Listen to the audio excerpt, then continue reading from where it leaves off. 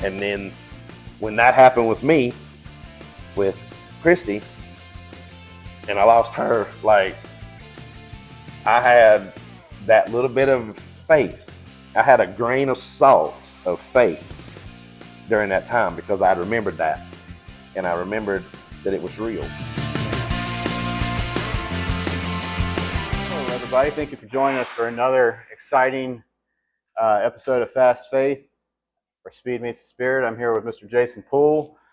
Just from the little bit of a story that I've heard, I am so excited and eager to have him share with you guys his journey in life and in racing and everything else. So I just want to get us started, man. Just start from the beginning, however you want to. Man, well, I was actually born into a racing family from the get-go. And I think I was at a racetrack, I believe, a week after I was born, and I don't think I've ever left.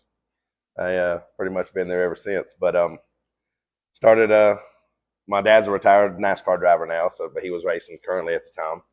And just grew up in it. And for some reason, I took, a major interest in it and didn't even know it. I was a baby.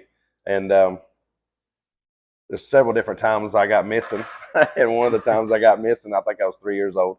And my mom and dad called the cops, and they looked for me for, I think, 10 hours, 8 or 10 hours all day long, and couldn't ever find me, and had the cops looking everywhere. And come to find out, I was only probably, and why they didn't look, I don't know to this day.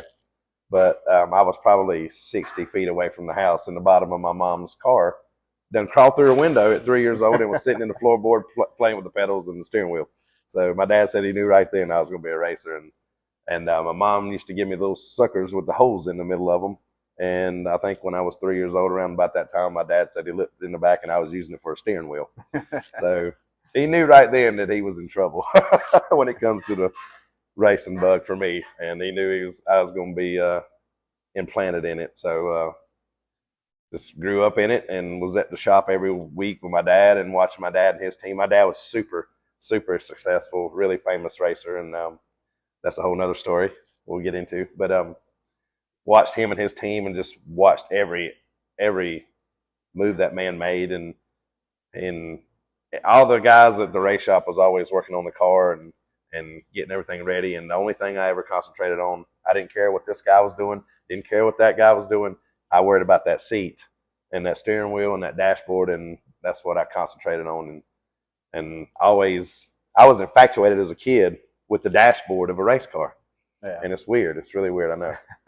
But I remembered every race car by sight by the way their dashboards looked. Like I was infatuated with the gauges and just the way the different drivers put different, they all had their own unique style, So I paid attention to that, and I just was always in very, very much grave detail about the inside of a race car because that was what I wanted to be. I wanted to be in their seat. So that's what I concentrated on, and it's the only thing I ever loved. And anybody that can tell you today that knows me knows that I can do things on a race car. I can do a lot of things, but I'm better in the seat than I am underneath it, Yeah. So, but anyway, I watched my dad every move, and he was super successful, won a ton of races, and I was always in the public eye with him because he was super famous, and he was the very first one one of the very first ones ever had Budweiser as a sponsor in racing. They ever brought him into the sport. And so and he won a ton of races and championships, and always on TV, always in the newspapers. And so I grew up in the public light and didn't know it, which got me in a lot of trouble as a kid. Yeah, got me in a lot of trouble as a kid. So which I later found out why.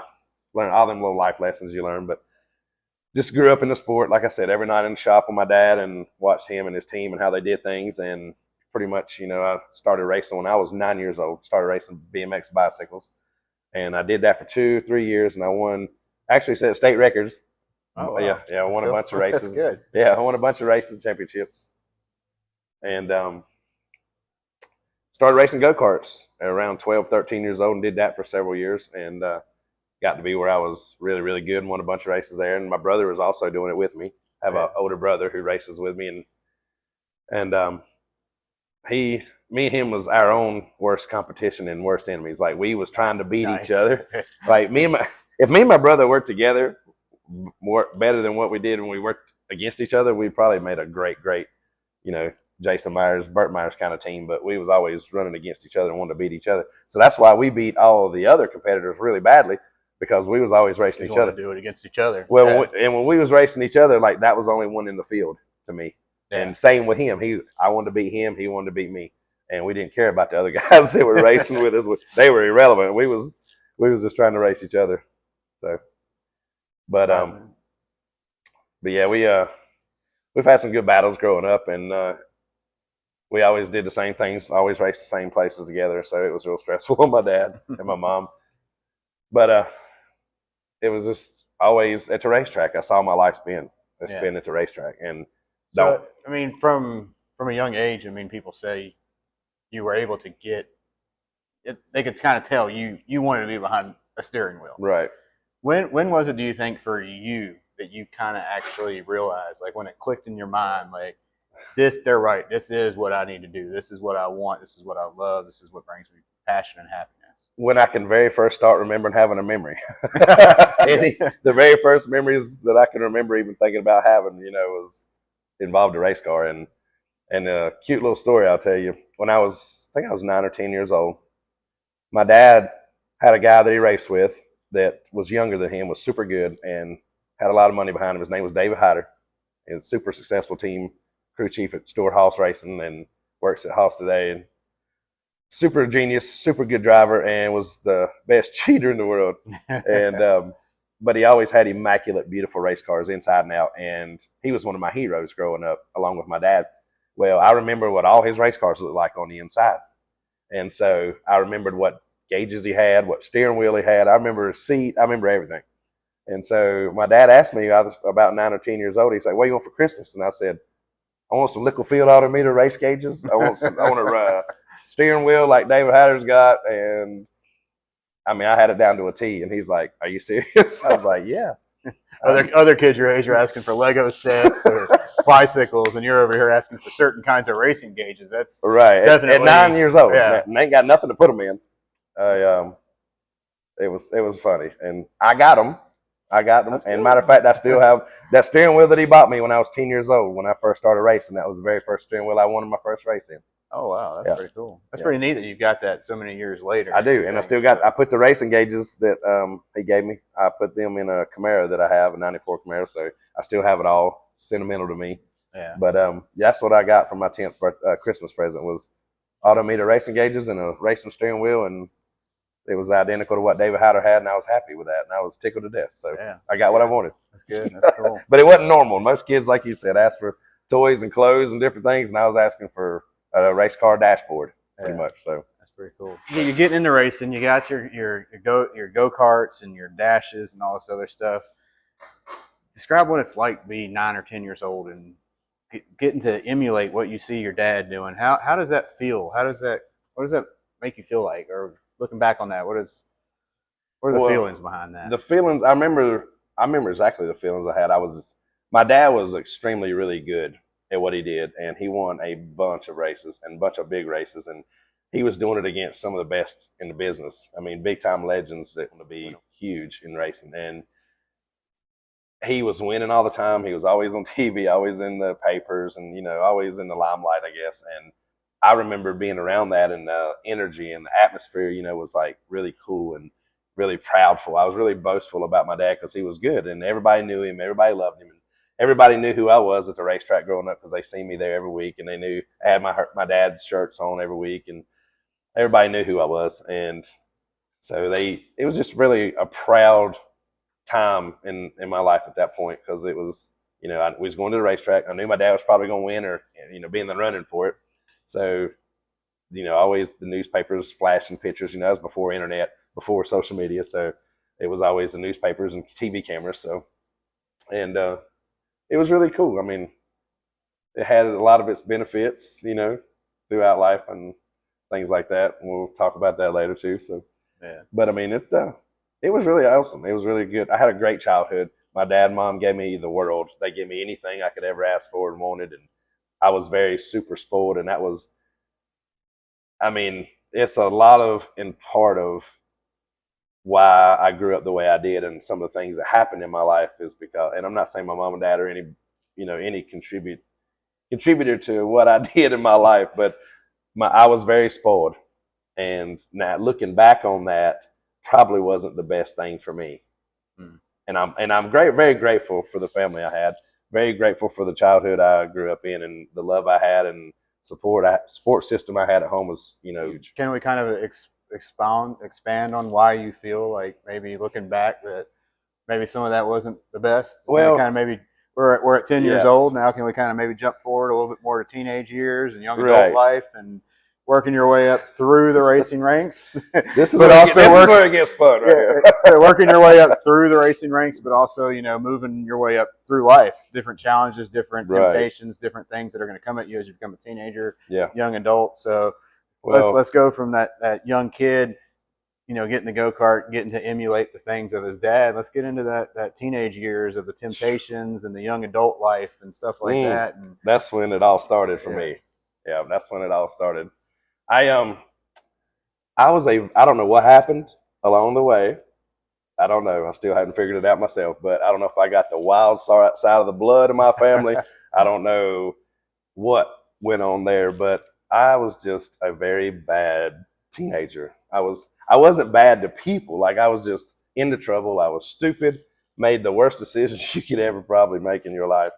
And just, I grew up around the NASCAR world, the NASCAR world. I grew up around all the NASCAR drivers' kids, and I mean legends that went on to be super famous celebrities and people, and grew up with their kids and raced against their kids, and just grew up in that era and that culture, just like everybody else before them did. And we had the money to fund our craziness, and it got stupid a lot of times. And everybody's young and makes stupid mistakes, and wild and free, but we took it to a whole nother level a lot of times. And I am not proud at all of some of the things I did when I was a teenager. And then, I mean, even up in my adult years, I'm not proud of a lot of things I've done, but I learned a lot from them and made me a lot better person later on. But at the time, I was just out of control. And my mom and dad, poor souls, I love them to death. They were parents of steel. I can tell you that, because there's several times that they should have literally killed me. They should have literally snuffed the last breath out of me, and they didn't. And they loved me and they supported me anyway. And usually 9 times out of 10, they got me out of whatever trouble I got in. And looking back, if the first time I ever went to jail, when I was young, if he'd have just left me in there for a little while, let me learn my lesson, I feel like I would have thought differently, maybe. But he didn't, and he got me out every time because he loved me and he didn't want me in there, and he wanted the best for me, and I understand that. And I love you for it, Dad. I love you for it. Thank you. And my mom both. But yeah, I was just really wild as a kid and on up into my 20s, and it was a very trying time for my family at that point, because I was starting to race, real professionally, and starting to really get my career started and going. And at the same time, I was killing it. I was destroying it and destroying the name and everything that my dad had worked for and everything that my dad had worked hard for image-wise. And I disappointed my dad at a young age. I was 14 when I got in trouble the first time. Wow. And I disappointed him deeply. And later on in life, once I look back, I felt the effects of that and understood it. Yeah. But at the time I was going through it, I didn't, because I was young and stupid. But where did that put you at, like mentally, emotionally, and like spiritually thinking, when the person that you looked up to your whole life has been there for you and done things like that, and at a young age, not just a disappointment of like, hey, they didn't listen, but disappointment that probably really cut deep into him. Right. I mean, where does that put you at? Where do you feel like that put you, like, mentally at the time? At the time, it really bothered me and hurt me and upset me that I disappointed him and hurt him. But at the same time, during that time, I was too young and stupid and wild, and I thought about it and I felt bad for it and I really hated it. But at the same time, I brushed it off and went on to the next day.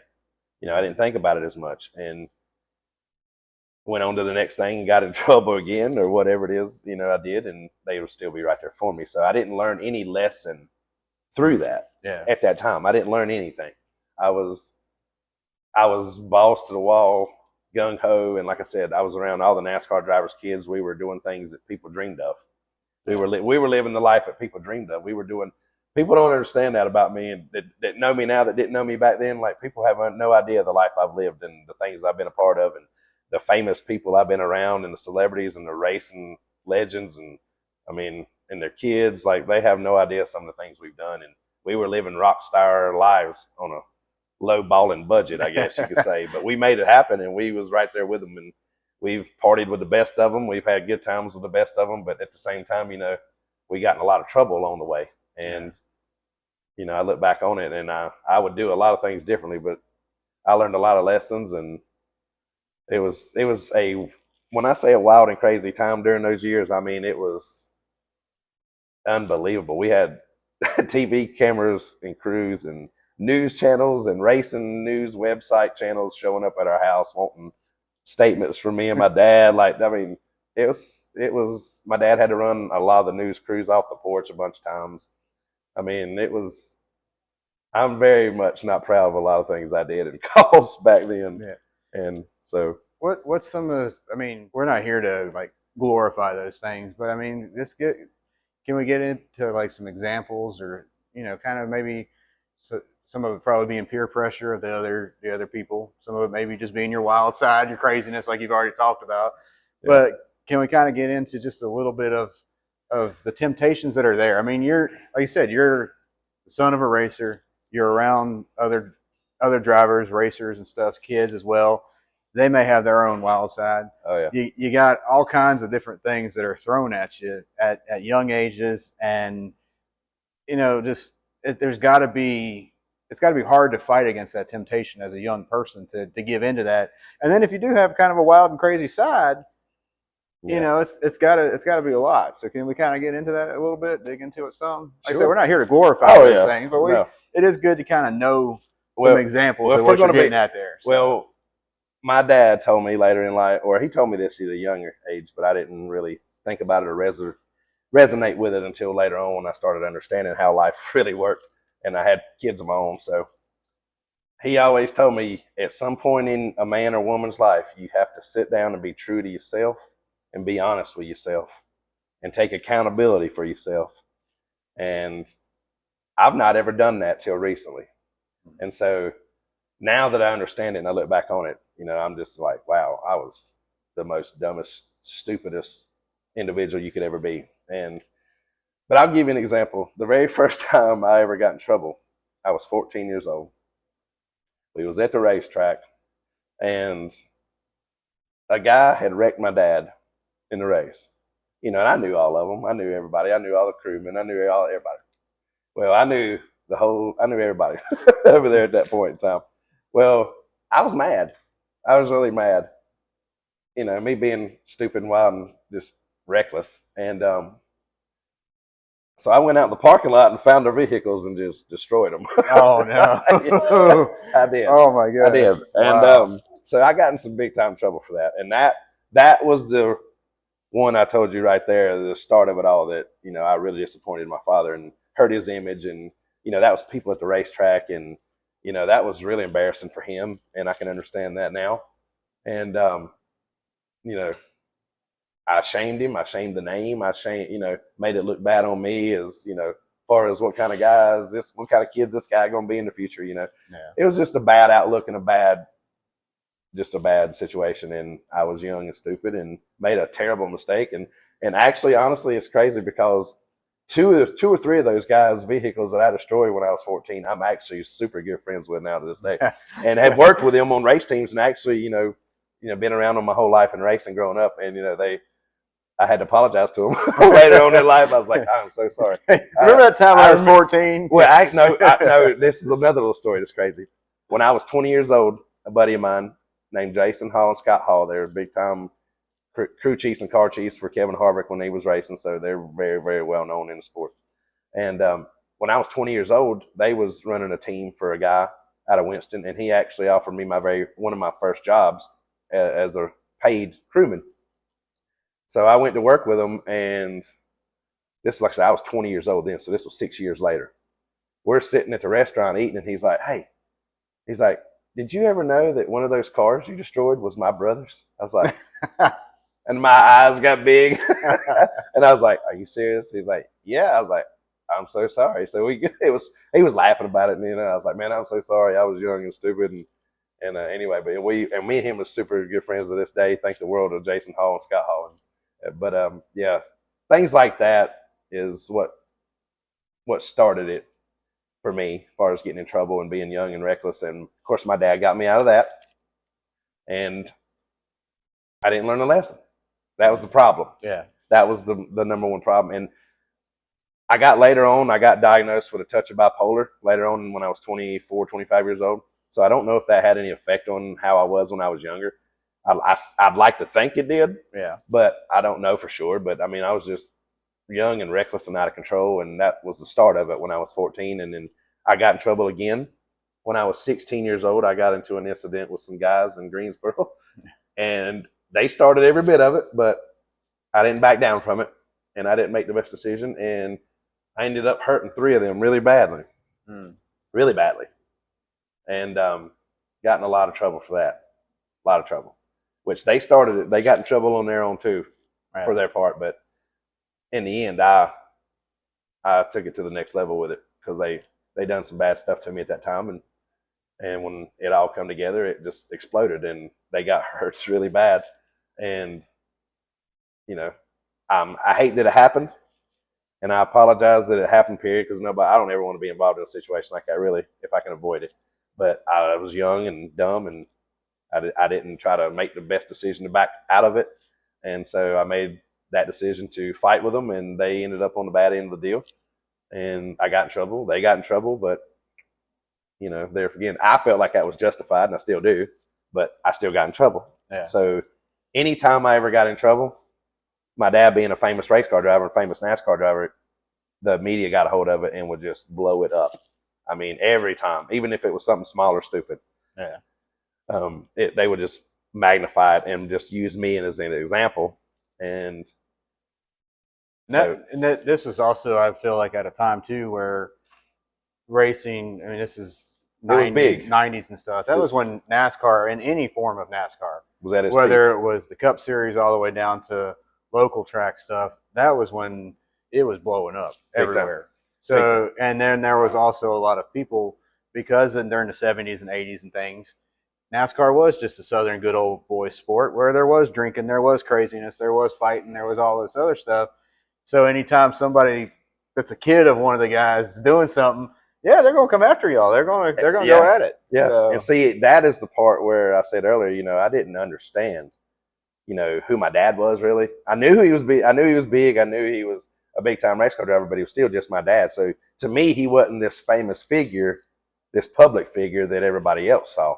Yeah. So I would be out in public when I was 14, 15, 16, hanging out with my friends and just doing really stupid stuff that, I could get in trouble doing or whatever. And my dad would normally find out what I'm doing when I was doing it and would call me while I was doing it and would be like, what are you doing? I'm like, what do you mean? He's like, quit doing that shit. I'm like, what do you mean? Well, I ain't doing nothing. He's like, yeah, you did. And then he'd tell me what I did. I'm like, how'd you know that? He's like, I know everybody and I see everything and everybody knows who you are. So I know what you're doing at all times. I'm like, and I heard that the first few times. I'm like, nah, he's bull crapping. Like, nah. Well, he was right, because every time I did something out in public, he would find out about it. So then I started to finally understand, who he was and how many people knew who I was just because of that I didn't know. Yeah. People that knew me that I didn't have a clue who they were. And so I was starting to understand, you got to kind of watch what you do out in public. And he always instilled that in me, even though I was young and dumb and didn't listen. I remember it now, but he always instilled in me, watch your image. Try to watch your image. I know it's weird coming from me. No one knows who's doing all this. But he always was really, really strict about his image and real strict about his privacy and who he let know what and who he let in. And I didn't listen to any of that when I was growing up. And it was a crazy, wild time, like I said. Yeah. So let's get back into racing. Let's say we're young adult age area, 20s or whatnot. Right. what's how's your career going? How obviously you say you're probably still doing stupid stuff outside of the track, but how's your career going? How's everything looking? How's it progressing along at that time? Well, during that time I'd start racing go-karts and started racing, started getting in cars and trucks and was dabbling in that. My very first actual paid job in racing was when I was 19, 20 years old. A guy named Jason York, big-time super late model champion, well-known guy, gave me my first job. And then the guys I was telling you about just a while ago, Jason Hall, Scott Hall, gave me my second job. But that was actually my very first real situation outside of my father's. Yeah. That I had actually went and got on my own. I went and done this on my own and wanted to work with a team and start racing on my own and I was using my father's name and his connections, but I was, doing stuff that he didn't have any connection to, right. Yeah. So I felt like I was doing it on my own, making my own little way. And so I started doing that, and I did that for several years and plus raced myself off and on while I still worked for other teams. And that's pretty much how I've done my whole career. I've worked for race teams and I've raced together at the same time. Yeah. I've done them both. Yeah. And usually it companioned, the schedules. I'd race where they raced. Yeah. And then I'd help them and work with them, and then they'd help me and work with me. So that's how we did it for years. And I've worked with some of the best teams and late models you could work with. I worked with Jason York for several years, Brad Brinkley, Tommy Lemons Jr. I mean, I worked for some really big time racers, and every one of them helped me in so many different ways and taught me so much. But that's around 19, 20 years old, and I did that for several years. Worked for a Hooters Cup team, and learned a lot and gained a lot of experience and learned how everything worked, and got an idea, which was the same as what I was when I was young. I was already familiar with it. Yeah. So I just fell right in and started doing that week in and week out, and I've not stopped yet. That was 26 years ago, so I've been going 26 years straight, and I think I've only missed 2 seasons, and that was when my fiance passed away. Yeah. But which we'll get into. But I've been going at it pretty hard and steady every week, and I've been living this life I've been living it my whole life, but 26 years straight, I've been racing myself hardcore, and it's all I've ever really known. Yeah. So let's get into some of the not the craziness, but let's get into some of that, personal stuff that's I think defined who you are over the last several years of life. Let's get into the fiance thing. I mean, I know from when we talked, that was seemed like a chaotic time because it was her passing, an uncle passing, or something. I mean, and my mother, consecutive loved ones all at the same time. Yeah. So let's kind of discuss that, like how. Well, during that time, I had been working for Tommy Lemons Jr. from 2005 to 2007. And then I started working for Brad Brinkley in 2007, and then went back to work with Jason York in 2008.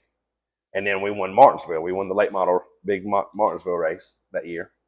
And then and that was in 2008. Well, that same year we lost my mother to a brain disease. And she had a really long battle, really long struggle. It's a brain disease called Pick's disease. And it's really horrible. And so me and my fiance was together at the time, and around 2005, my father came to us and asked us if we would actually give up our house and move back in with my mom and dad to help out with my mother because she needed 24-hour care at that time. So we moved back in to go help her, and we was there every day, and she had a long, hard struggle and long battle, and pretty much I watched her take her last breath in front of my face. So I lost my mother right in front of my face, which was hard, very hard. And probably, I think it was a year and 5 days later, is when I lost my fiance and my favorite uncle on the same day.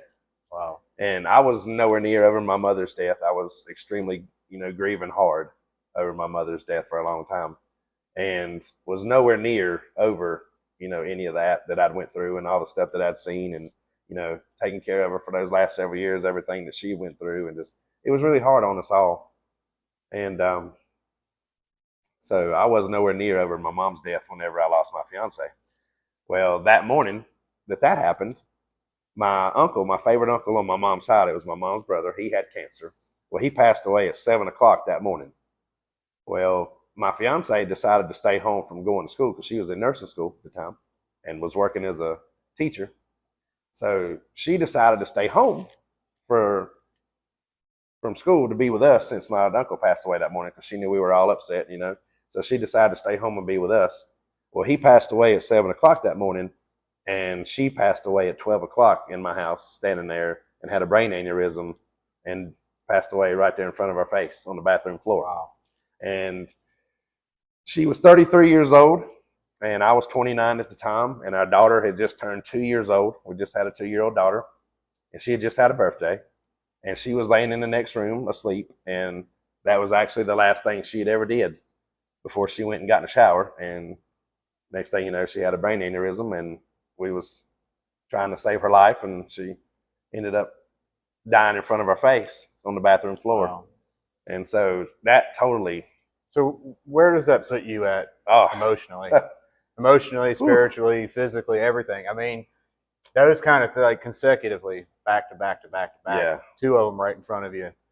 I mean, you had to. I can't even imagine. You had to have been a mess. I mean, Yeah, it was. It had to have been. That's an understatement. Been hard. I mean, that's an beyond hard.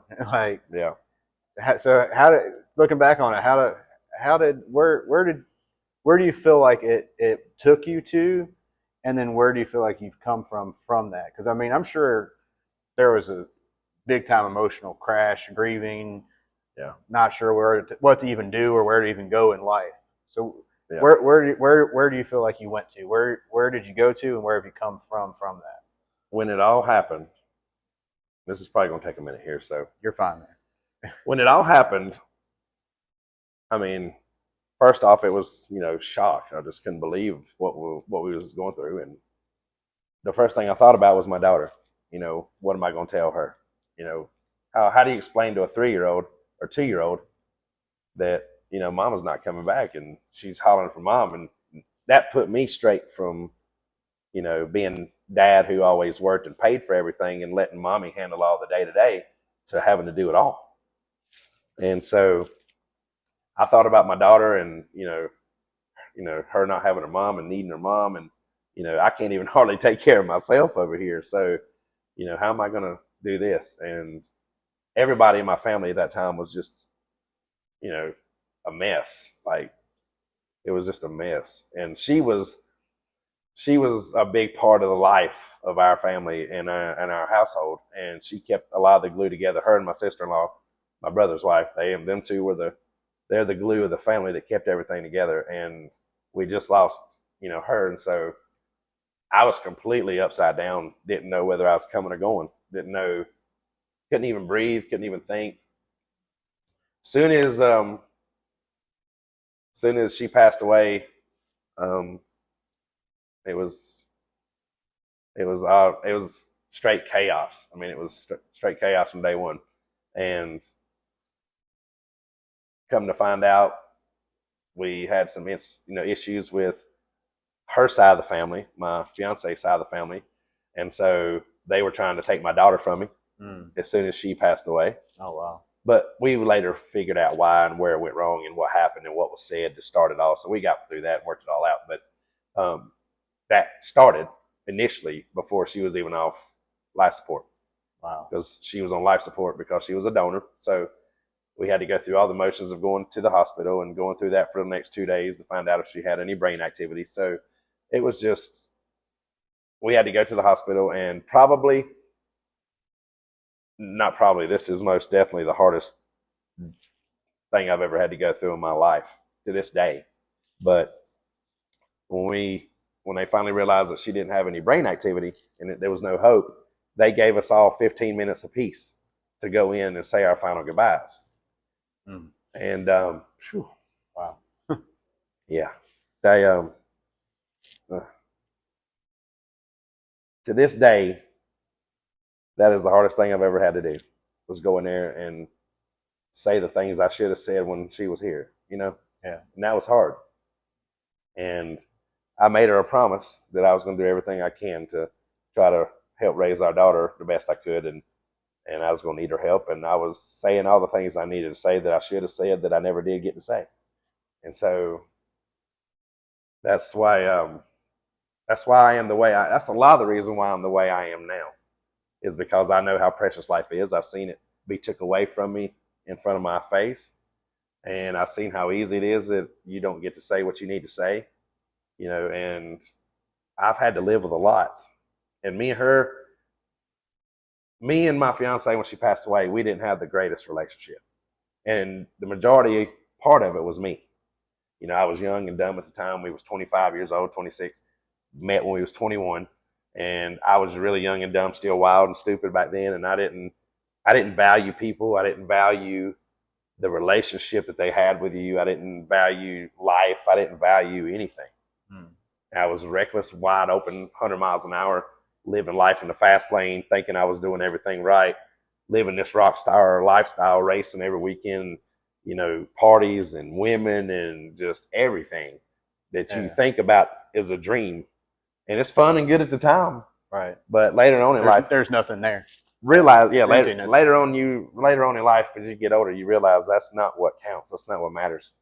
And I found out the hard way, how quickly it can be took away from you. So I've learned a lot by that, and I've lived a lot by that, and it just about killed me. I mean, I just about didn't make it through that, and I live with a lot more than people could handle. So I know when we spoke last week, and we talked about some of the stuff. We didn't go as in depth as we have in this right. conversation, but I asked you where did your faith come into it. So let's kind of go into that right there. Where did you develop your faith? Where did it come from? How did you? Because I know now from speaking with you that you say that's what got you through it all. Absolutely. So I wanted to give you the opportunity to tell your story of where everything you've done and come from, and the certain things you've done up to losing your loved ones there, to developing a faith that I feel like's brought you through your other challenges that you've gone through recently as well. Right. Well, my faith in God is exactly what got me through my fiance's death and all that. But I want to back up 1 year prior to that and tell you a story of how I know God is real, and I've seen it. My mother, this is in 2008 or 2007. It wasn't long before my mother died. She had gotten to where she was nonverbal. She couldn't talk anymore. She knew what she wanted to say, but she couldn't talk. She couldn't communicate it. But she'd been that way for probably a year and a half. I mean, she could pretty much sign language almost what she wanted to tell you, but she couldn't speak it at all. Yeah. And her sister, her baby sister, who she was extremely close with, but hadn't seen in a long time because her sister had a lot of demons and a lot of trouble in life and stuff like that. But she had we was sitting there one day, and my fiance, the one that passed away, she was there taking care of her, and she was sitting there with her one day, and I was at work, and I came home, and I just got home, and my dad had not got home yet, and like I said, she hadn't communicated or talked in at least a year and a half. Not a word. Yeah. Wasn't able to. Well, come to find out, my mom's baby sister had a stroke earlier that morning, and we didn't know it yet. Oh, wow. And she had been put in the hospital and was in very bad shape and on life support, wasn't looking good at all. And turned out not to be good. But during that time, she had a stroke, and we hadn't got the phone call yet from any of our family members yet. Well, my mom comes in there and tells my fiance, Christy, she said, just spoke it like it was me and you standing here talking. She said, take me to the hospital. I need to get to the hospital. And Christy was just shocked that she even heard. We shocked. Wow. And we was like, what'd you say? She's like, take me to the hospital. I need to go to the hospital now. And we're like, why? Are you okay? She's like, take me. Take me. So we called my dad and was like, Mom just said she needs to go to the hospital now. And he's like, what do you mean she just said? We're like, she spoke it. Like, she said it plain as day, like she was standing here. Like, she wants us to take her to the hospital. She's like, is she okay? It was like, yes. She just says she needs to go now. And she's like, well, take her.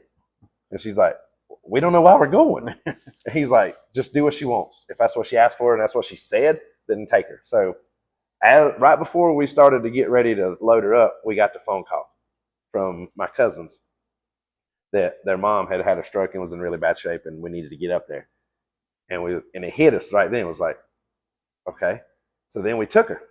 And when we got up there, she went in there, sit down beside her on her bed, and just held her hand and rubbed her face and rubbed her. I mean, it was the most enchanting, beautiful moment between two sisters that you'd ever seen. Wow.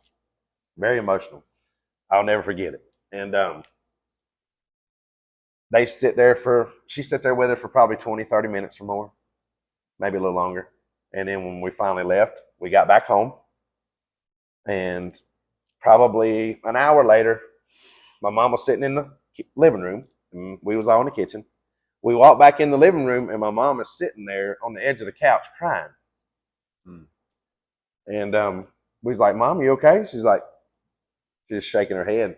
We're like, Mom, are you okay? You know, why are you crying? She looks at us and she said, she's gone home. Wow. And I was like, and we were all like, what'd you say? She's like, she's gone home. And she was just sitting there crying with tears running down her face. That's the last word she said. Never has said a word ever after that ever since. And probably 30 minutes after she said that, we got the phone call that her sister, my aunt, had passed away. Wow. And it was right then that we all looked at each other and was like, that's God. Yeah. Like this, my mom had not spoken in a year and a half.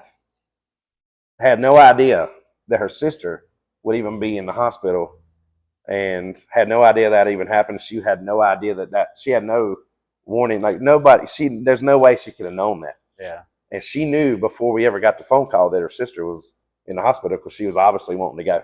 Right. Something was telling her to go. So, and then when that happened, when we took her down there, it was almost like her sister was waiting on her to say goodbye. And when she went in there and talked to her for that 20 or whatever she visited for 20 or 30 minutes in there rubbing her face and hair, you know, she passed away an hour or so after we got home. So, and as soon as we walked in there and she was already crying, she already knew before we ever got the phone call. Yeah, that's God. Yeah. What else could that be? Yeah. So that right there was when I was like, okay, like I've believed in it my whole life. I've been brought up to believe in it. I've always been taught the gospel as Baptist, but that right there showed me from my own eyes that was something other than something you can explain other than God. Right. Like that was God. Wow. So, and then when that happened with me, with Christy, and I lost her, like I had that little bit of faith. I had a grain of salt of faith during that time because I remembered that. And I remembered that it was real. Right. So I held on to that, and I had a hard time. I mean, a struggle. Like people don't even know. I about committed suicide. I mean, different things that I had went through with her death. I mean, that and people say all the time, you know, I can only imagine. I'm sure you can. Everybody can. But until you've actually experienced that loss and that depth and the things that you have to live with, because you have a lot of regrets and a lot of things you shoulda, coulda, woulda, shoulda, did and said. And until you live that and how it takes you to those depths of feelings that will literally break you to pieces inside and out, mentally and physically, and anything you ever thought you knew and stood for would be just drained out of you. Like until you can actually feel that feeling of being in that hole and not knowing if you're going to crawl out. Right. That's hard to explain to somebody and put it into words and get it right. Yeah. I lost my mom in 2005. Yeah. Started as breast cancer, and it spread through basically all of her body by the time we lost her. And people, you know, it's one of those things. When you lose somebody that you're extremely close to, you can't put it into words to describe to somebody that pain or that hurt. No. Having somebody that you're that close to, right? You know, not being there anymore.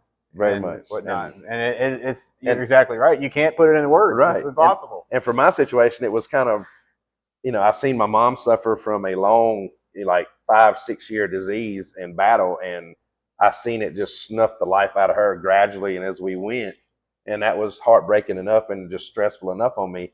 But then the very next year, I lost my wife in a totally unexpected, like we wasn't expecting anything. So I seen both sides of it within a year. I seen my mom suffer for years. Then I seen the unexpected, out of the blue, somebody passing away. So I was just shell shocked from both sides, and that was the most hardest mentalist, if that's even a word. We'll make it one. That was the most hardest time of my life I can ever remember, and to this day I don't have any clue how I survived it. But during that time, I was really upset with God. I was very mad with God. I was very upset with God, and I talked to God daily because I still believed in God. I always have believed in God, and I always believed He was there and real. But I was so mad and angry because I didn't understand. I was sad because my fiance was an exceptional mother, super good mom. All she ever wanted to do was be a mom and live for it. And my daughter was in, $200 dresses every day, looked like a little princess every day. I mean, she was built and, born to be a mom, and she was so good at it, so great at it. And so I was really upset with God because I didn't understand. How could you let some woman on the street that's a drug addict and just don't have anything to do with their kids and abandon their kids and just don't have any regard for life, period, or anybody's, and you can let them live to their 90. But you let a woman over here that's beautiful and has everything to live for, a good person, good soul, works hard, great mother, lives for their family, and you're going to take them at 33 years old away from their daughter at 2? Like, how can you do that? Like, how can you allow that to happen, God? Like, how can you do that?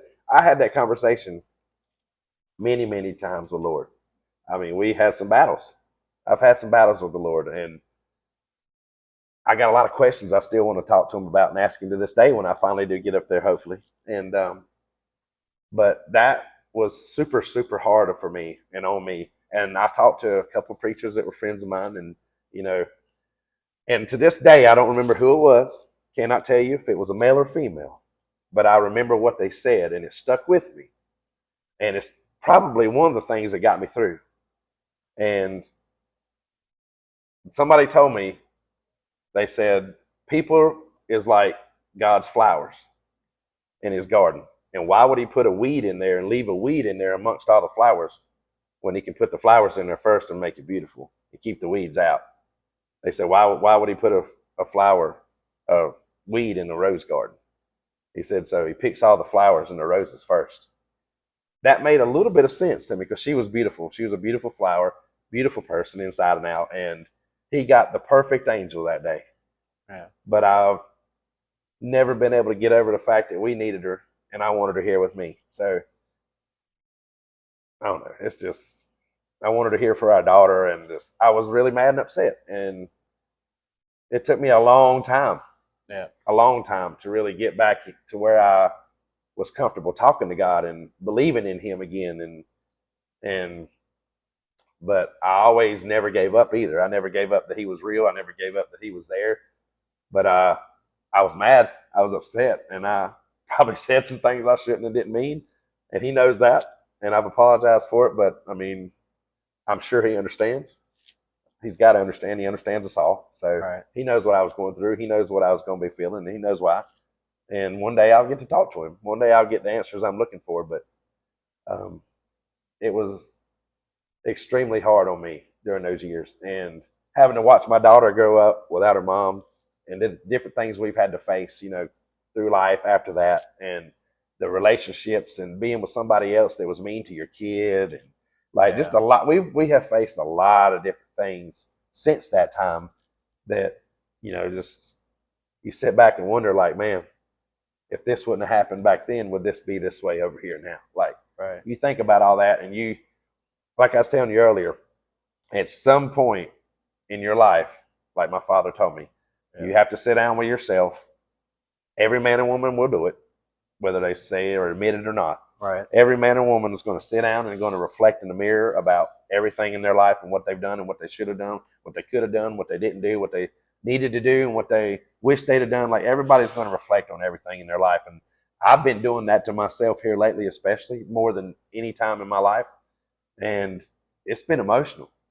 It's been very emotional because being real with yourself and admitting your own faults and taking accountability for your own actions, and I mean, that can be very emotional to yourself if you're real.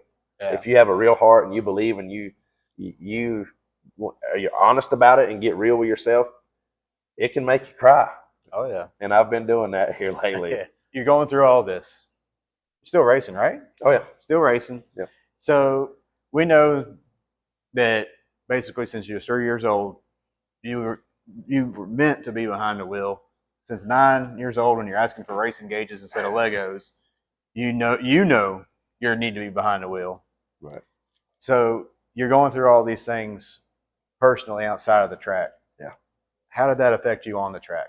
How did that affect the way, or was racing your escape? Was that where you could go and you could feel peace? That was exactly what it was. And when I lost my fiance, I was in the middle of a championship season running the truck series. And I was running second in the points. And I was really close to my teammate who was leading the championship. And we was halfway into the season. I done won 3 races. And I'm having a super good year. And actually, my fiance passed away on a Tuesday. The Saturday before that and the Saturday before that was the last 2 races she ever saw me race, because she was at every one of my races, and I won the last 2 races she ever saw. Wow. Yeah. And so, but like I said, we was going through that championship battle, and when that happened, I mean, I skipped the very next week because of the funeral and everything we had to do. I missed that race.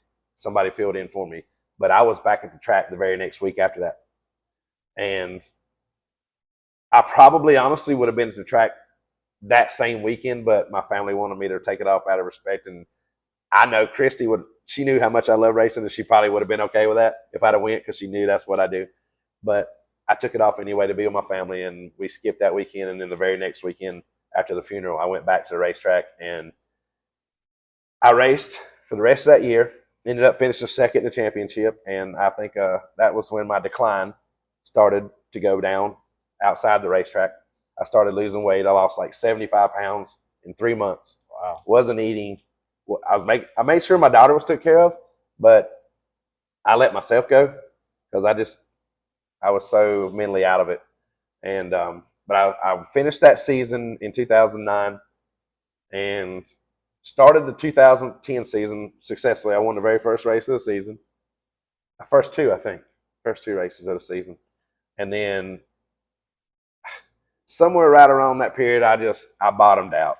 I lost it. And that's about the closest I ever came to committing suicide. And it was just horrible. It was bad.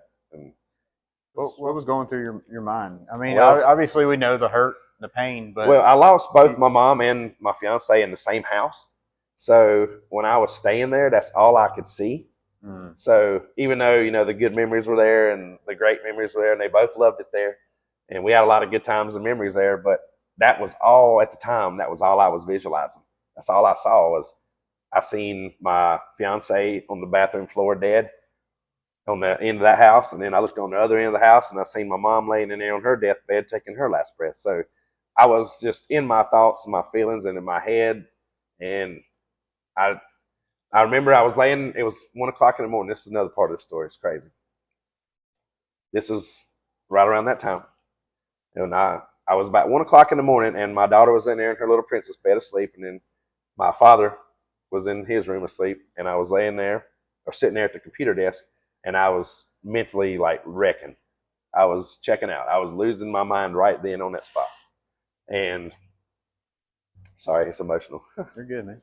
But I seen, like I say, when I look on that end of the house, that's all I saw was her laying in the floor, dead. And then I looked on this end of the house and I seen my mom laying there, and that's all I could see. So I had a gun and I stuck it in my mouth and was about that close. And all of a sudden it was like the wind. I felt a real eerie skin kind of weird feeling, and the thought entered my head. It was like, that little girl in there just lost her mama. Don't let her lose her daddy too. Wow. Don't do that to her. So don't be selfish and don't do that to her, and don't do that. You can't. It hit me. It was like, you can't give up. You can't quit. So you do what you got to do to stay alive. So I put the gun down. I went and picked her up out of a dead sleep at 1 o'clock in the morning, and I went to the beach house at the beach, and I already had some friends that lived down there that I grew up with from up here that moved down there several years before, and I still friends with them to this day. Great friends, like family. And they were already down there, so I went down there to their beach house, and I lived with them for 11 months. And I was in a really good financial, situation, and I didn't have to work at that time. So me and her went down there and stayed with them for 11 months, and I never came back for 11 months. I had to get away from North Carolina. I had to get away from this house down here that we was in. I couldn't come back to that house. I couldn't step foot back in that house at that time, or I was not going to come back out of it. And I knew that. So we stayed down there for 11 months, and they helped me with my daughter, and let me cry. They let me, they're like family. They was really there for me. Let me cry and talk and help me with my daughter, and it was very. That's what kept me alive, was being down there and around them, and I'm so forever grateful for them, for Sandra Traylor and Lindsay Traylor and Heath Traylor, and they're like family to me, and so they helped me out a whole lot and was always there for me. And it was, like I said, I didn't come back home for 11 months. My father got mad at me. My father was upset with me because he didn't understand why I left and didn't come back. I didn't think about that part of it either till later. But my dad was grieving with me. Yeah. Because my dad loved her like a daughter. And I think he loved her more than he did me half the time, and because she was always there for us and done things for my mom and us that most girlfriends would never do. So she was our angel. She was our light and our guidance, and she was always there for us. And when she was gone, I was just trying to fight to stay alive, and I didn't even think about everything he was going through, because he lived it that day with us and went through it, and he was grieving. And then I just up and took off, went to the beach house for 11 months, and he was really mad at me. Me and him didn't speak. We didn't speak to each other. He didn't speak to me for about 9.5 months. Oh. During all that time when I needed him the most. Mm. And it was, like I said, I never felt more alone in my life. And even though I had all my friends, I've always had a huge support system, always had a huge following, and love every one of them. But at that point in time, I've never felt more alone. Mm. And I didn't have my dad to talk to because he was mad at me and grieving and going through his stuff, and I was going through mine. And it was that all that took place real shortly after she passed away.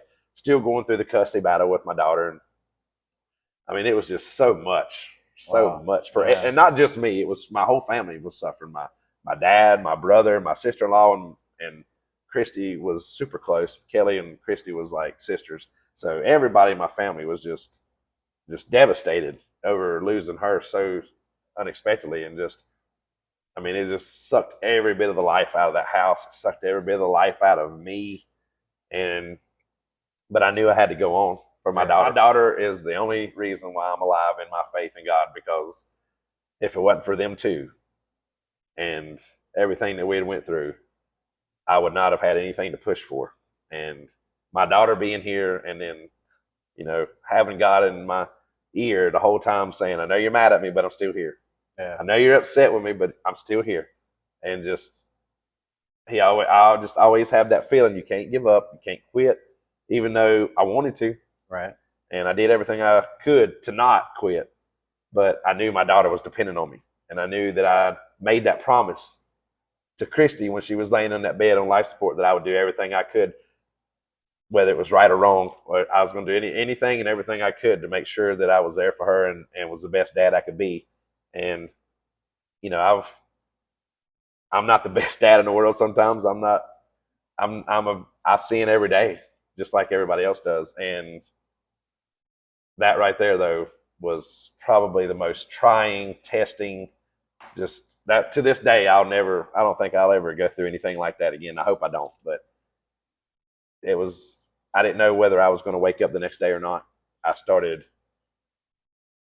dabbling in drugs, a little bit, which I've always partied my whole life because I grew up in that lifestyle, but I've never had any problems or issues or anything like that. I partied hard.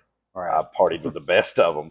And been around a lot of things that you shouldn't have. But like I said, that's memories and things that you learn from. But I mean, I was just doing whatever I could to numb my pain. I mean, I didn't know how to deal with it. And at that point, it was like a private party and just trying to self-medicate and get through the day and breathe instead of enjoying life and having a different kind of scene, you know. So Right. I'd resorted to things like that. I'd shut down mentally. I'd shut down everything. I'd started being really secluded and just trying to just survive. And So, then so you're at your lowest of lows. absolutely, You're hitting the bottom basically. I was at rock bottom right there. Yeah. So what do you feel like it was that kind of? I mean, you said that God and your daughters, the two things that kept you going, but you're still hurting. You're still seeking something to just knock the edge off of that deep pain and that deep hurt of loss in your heart. Your mom, your fiance, your uncle, three people that obviously meant the world to you, all consecutively right there. Like you're hitting the bottom. You're right there at the bottom. Yeah. What is it to help pull you back up out of it? How? I mean, we know you've gone so far down now. What was it that clicked in your mind and your spirit and everything that just said, I can't keep doing this. I got to get back to being good. I can't keep going down this road. What do you feel like it was that kind of clicked in you, that kind of helped start you back on the right direction? Well, being away from home and down at the beach house for those 11 months, I had, you know, a lot of time to cry and think and reflect and figure out what I was going to do next. And like I said, I was in a really good financial situation, so I didn't have to work.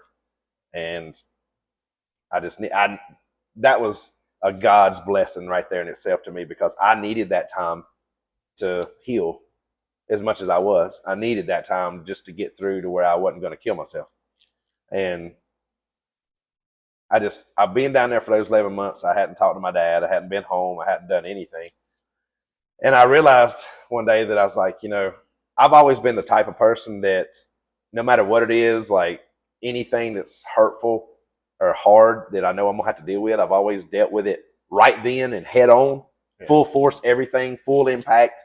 Let's go ahead and dive into it and get it over with. Right. And let's deal with it and hurt and try to move on and try to heal and whatever else we got to do. And I've always tried to not run from it. Right. But the pain of that, all of that during that time in my life was so much that that's the only thing I wanted to do was run away from it at the time, because I couldn't handle it.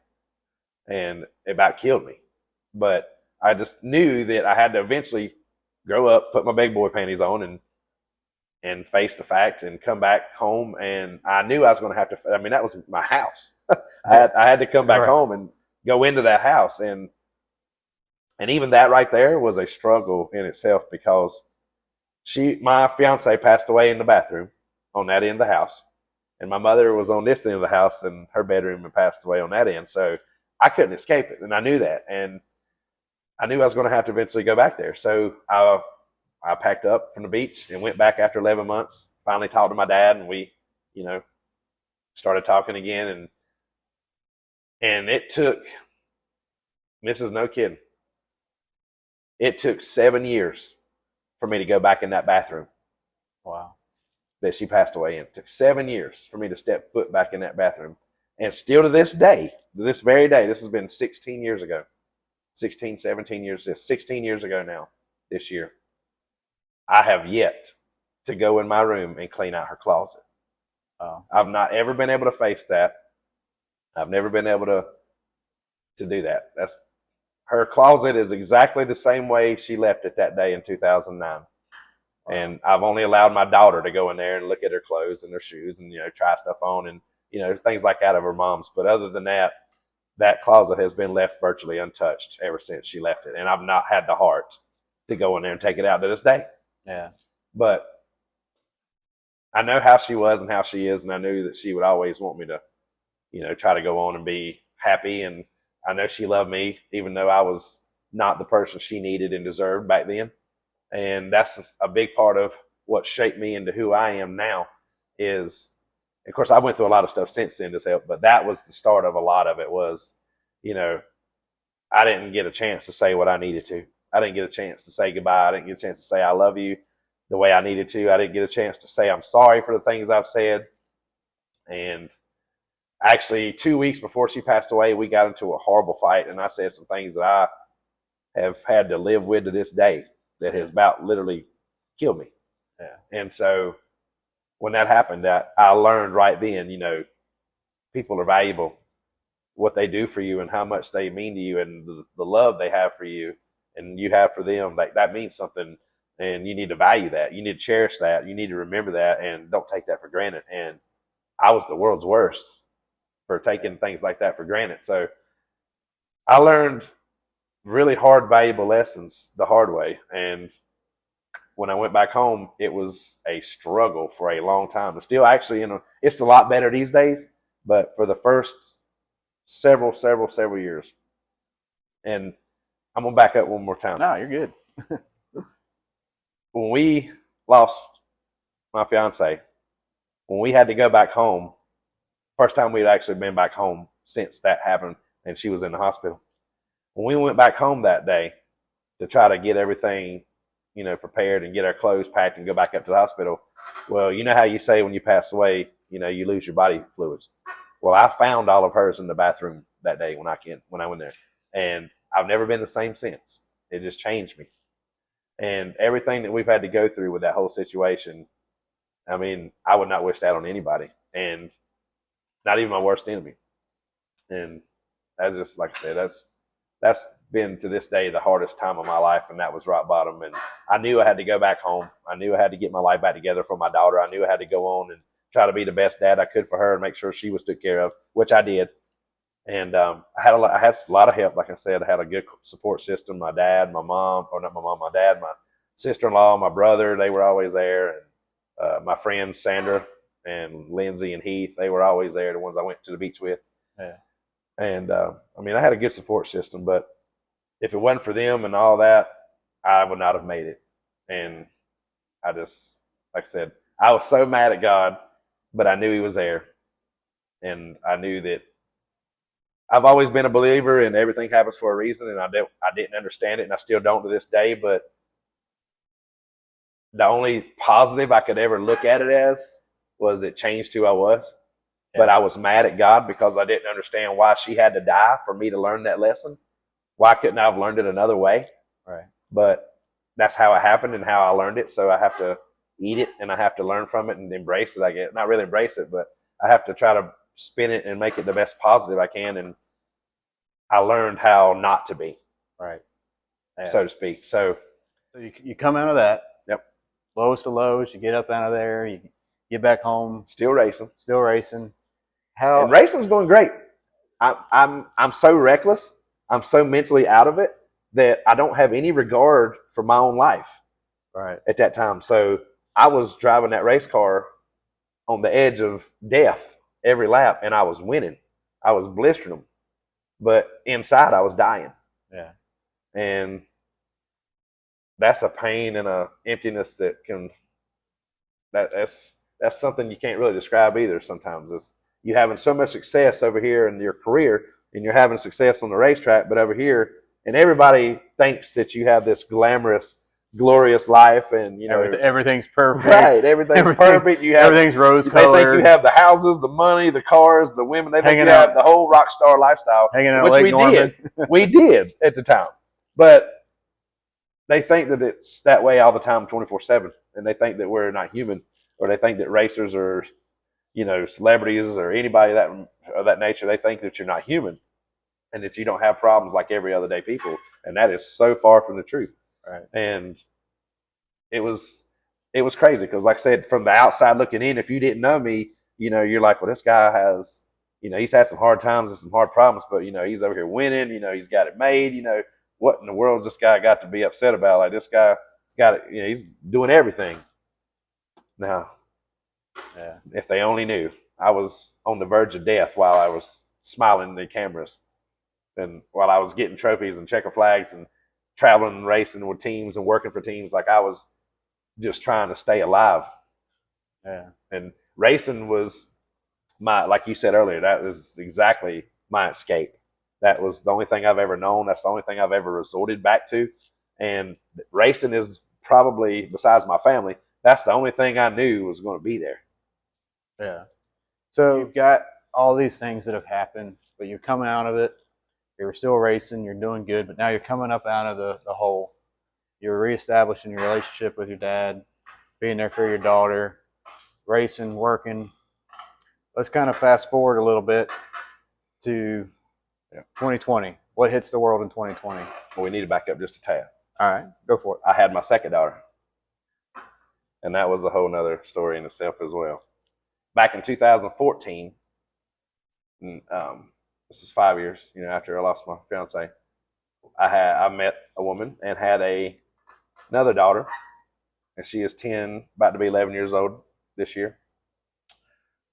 Love my daughter to death, but me and her mother had a lot of issues going forward, and that in itself turned into a whole big episode and a lot of bad, super bad, probably some of the baddest stuff in my life.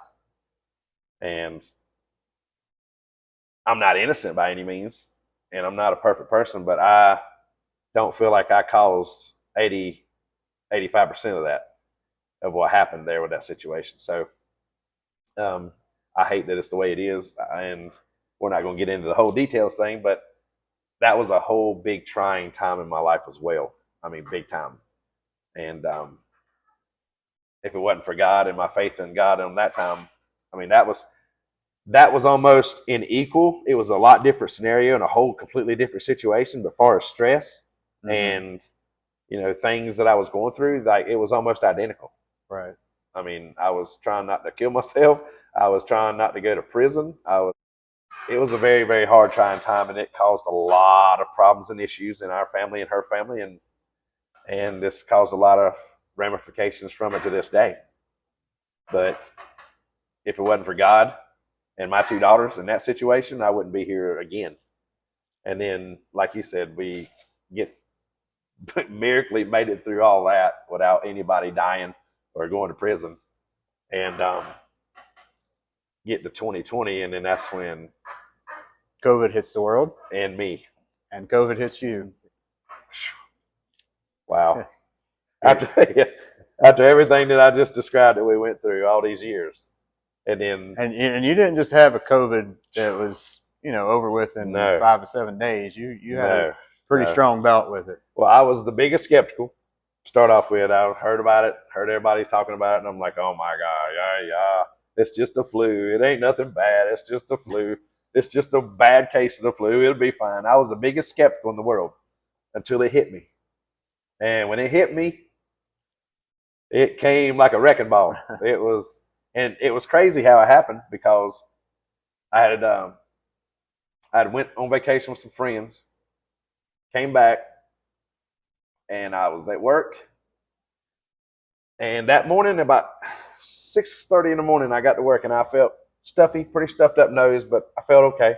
Just felt like I was starting to get a cold, a little scratchy throat, but I was fine. By 12 o'clock, midday, I couldn't hardly hold my head up. I was just struggling, getting weaker and weaker and weaker, and felt like I had a fever. By 4 o'clock, I could barely even walk out of the building. Like, I was horrible. So I went home, checked my temperature. It was like 103. Done a COVID test, and sure enough, it said COVID. I was like, you're kidding me. Like, I remember saying those exact words. I was like, really? Like, are you kidding? Well, little did I know, and that was on day one. Little did I know what was to come after that. It was pure hell. I mean, absolutely the pure devil. I mean, it was horrible. And it set in with me that night. And when I woke up the next morning, I couldn't even move my head up off the pillow. I laid there for, I think, 4 or 5 days. Couldn't move, couldn't do anything. I got missing pretty much. Nobody knew where I was at, and I wasn't answering the phone. So they sent a search party for me, and they didn't find you at the wheels of a race car. No.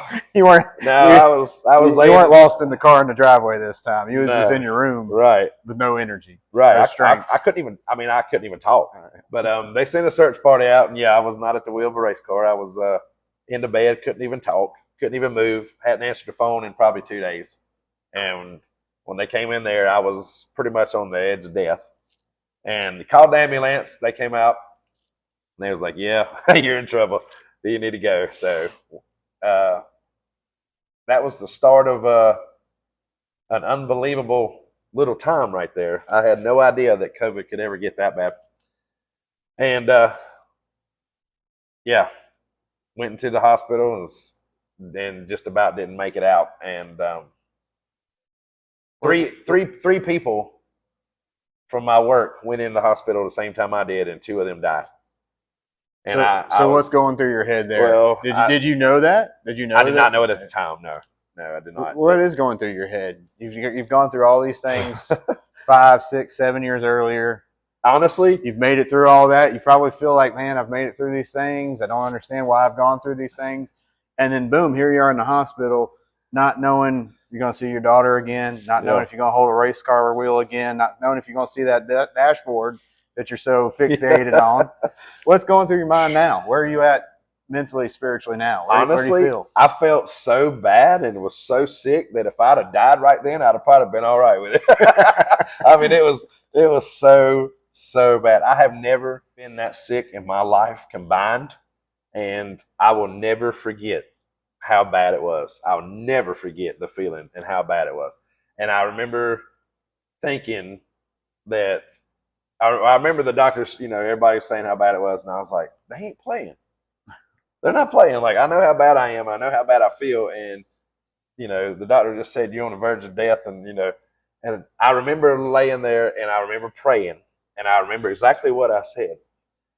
And it probably wasn't the nicest thing, but I said it. But I said, Lord, I'm tired of feeling like this. I've been struggling. I've been fighting all I can fight. Either make me better, please, or take me home. I don't really give a S. I don't really care which one it is, but I need you to do one of the two because I'm tired.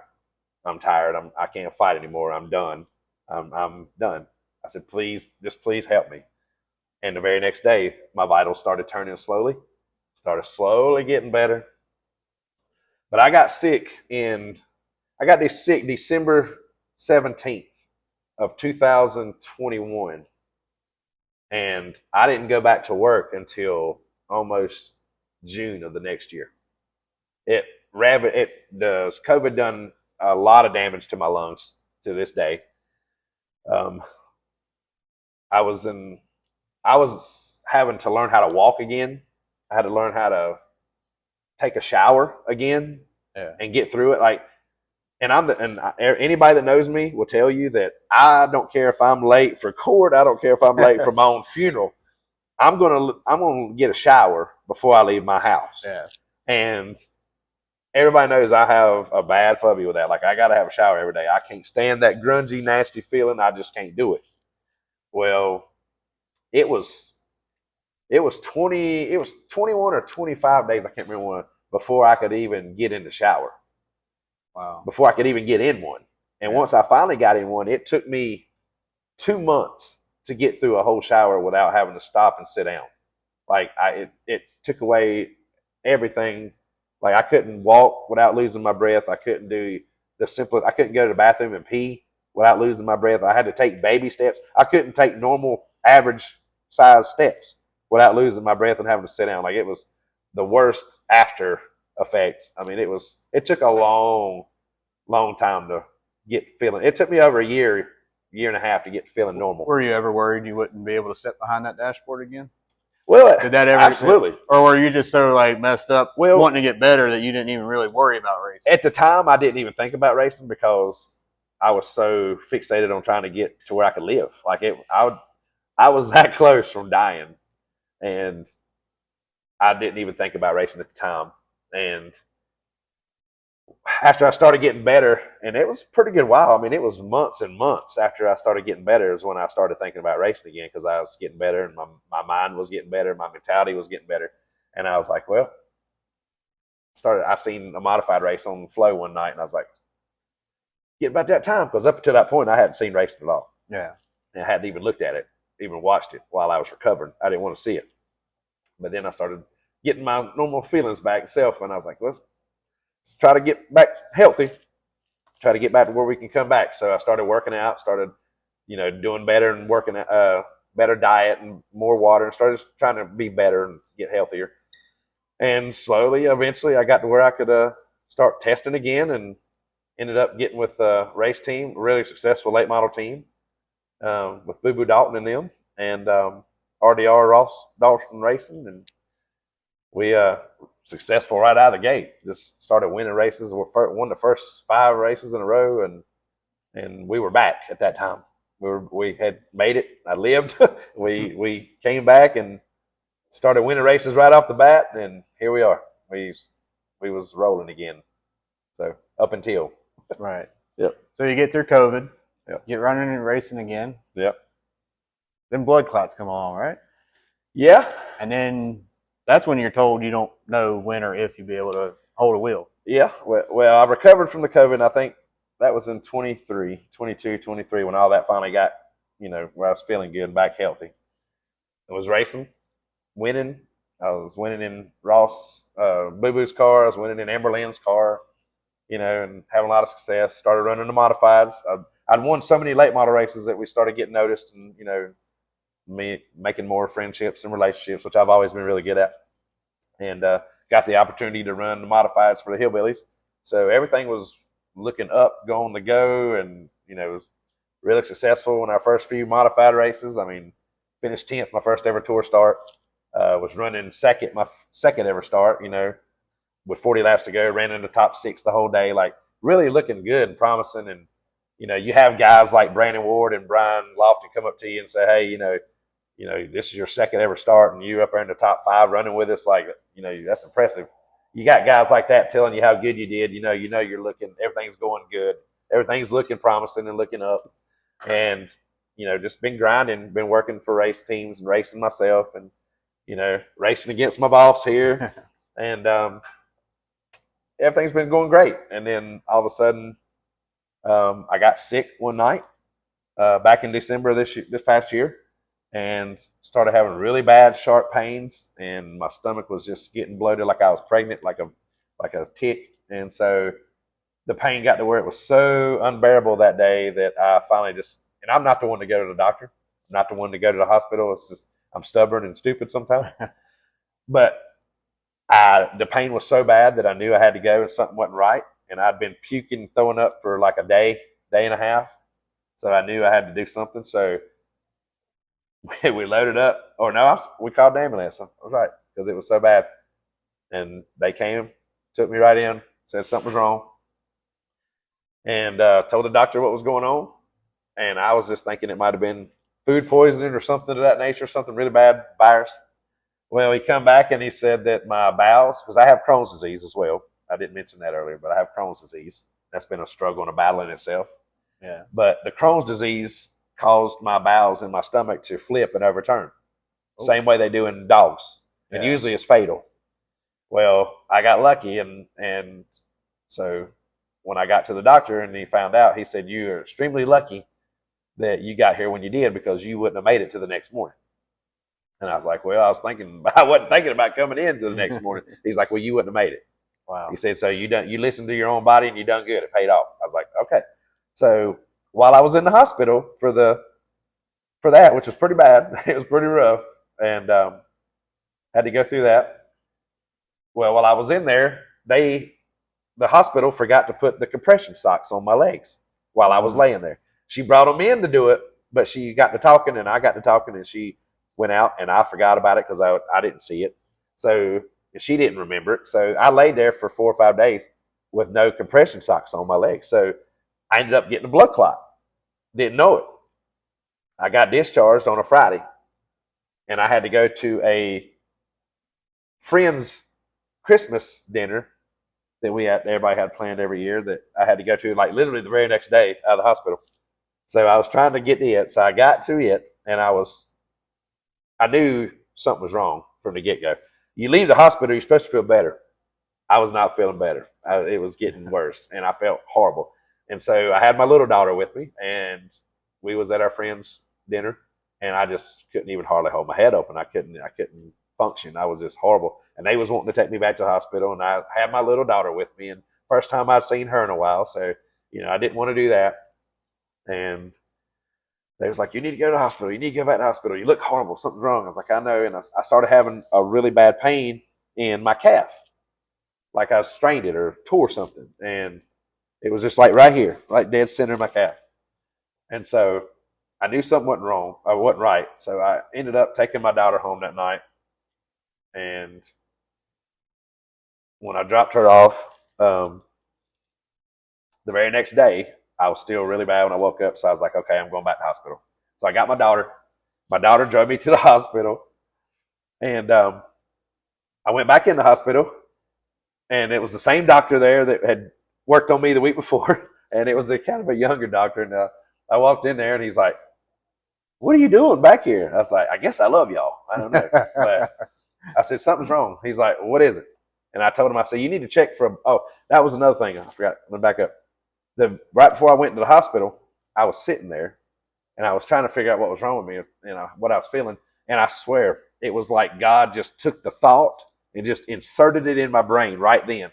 And I was sitting there thinking, I was like, it just hit me like a ton of bricks. I was like, it was almost like I could feel it kick me in my spine. I was like, that woman forgot to put them shocks on me. I bet I got a blood clot. Wow. I said, so I Googled the symptoms and I had every single one of them. And I was like, oh my God. I was like, I can't chance this. Normally I wouldn't go because I'm stubborn, but I was like, this is something that I cannot take a chance on. So I have to find out. So I went, and that's when he found out that, I had a blood clot. Well, he come back in and he's like, well, you were right. I was like, what? He said, you've listened to your body twice now and it saved your life. He's like, that's twice you've gotten lucky this week and you should be dead. He said, but you had a blood clot that was in you. He said, was your lower right calf hurting? I was like, yes, I've been having really bad pains. He's like, well, the blood clot started off in your right lower calf and broke free and traveled all the way up through your leg and all the way up through your torso and all through your chest and bypassed your heart and went straight and landed in the back of your left lung. Oh, wow. So I was like, I'm not familiar. I know what blood clots are and I know they're bad, but I don't know like what they consist of and what it does. So he started explaining it to me and I was like, this ain't good. He said, no, you could die at any second. He's like, you got to go back in the hospital right now. So wow. Put me back in the hospital again. I'd done been in there 4 or 5 days. Then put me back in there again. 2 days after I just got out. So we're going through that, and that was some rough stuff. I mean, people don't realize what blood clots do to you, and so the doctors was telling me, we don't really want it in your left lung, and it's going to be causing some problems and some issues. But we would rather have it in your lung than go hit your heart or your brain. If it hits your heart or your brain, you're dead instantly. Yeah. So he said, even though it's going to be causing some problems and some issues, we'd rather have it in your lung for right now and hope it don't go anywhere. So that right there instantly started blood thinners. Automatically took me out of the car right there.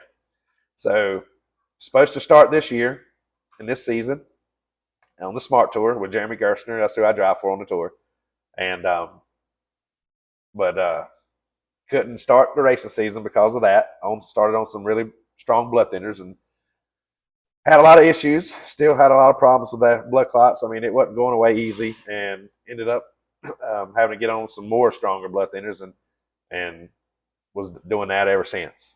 And that people don't understand when you're on blood thinners, you can't do your normal activity or routine as quickly or swiftly because it's like you got half the breath that you normally would have. Right. So it caused a lot of issues, and you couldn't cut yourself. You free bleed. Yep. Well, and smallest little nickel, right. It's like a jugular or a vein issue. And they don't want your body taking a heavy impact because your blood is started thin. So that took me out of the race car because if I was to get in a really bad wreck or a hard impact, it could kill me. So that took me right out of the car. So that devastated me. So I'm over here sulking and crying. I'm over here wondering, over here apologizing to the Lord, like, I'm so sorry for whatever it is I've done.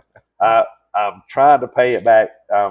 Just tell me what I need to do and guide me in the right direction. Like, I'm so sorry for whatever it is I've done to deserve this, but I will pay it forward and do whatever I can to make it right and come back from it. But that's the whole moral of the story is You know, every single time I've ever been kicked down, every single time I've ever faced adversity or death or anything that I've had to go through, like I've always had that racer's mentality. You can't quit.